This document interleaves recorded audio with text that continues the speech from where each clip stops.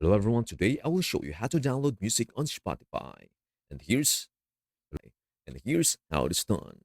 The first thing you need to do is open the Spotify app. Then find the music you want to download onto your device. Go to a playlist you want to download music from. That way, it will show you how to download the entire playlist. To add a song to a playlist, find a song and click on the three dots to the right of the song. Then tap on Add to Playlist and tap on View Playlist at the top of your screen. You can then give your playlist a name. I will name this one Downloaded Music and then tap Create. Once you have tapped Create, Spotify will take you straight to the playlist.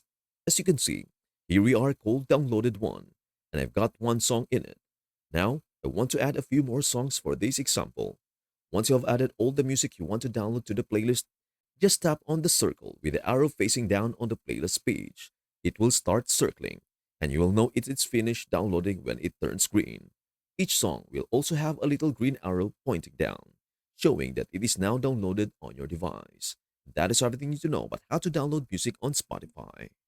Before we end, may I humbly ask you a favor? Please do like, share, and subscribe to our channel. This means the world to us. Thank you so much for watching. We hope to see you in our next video.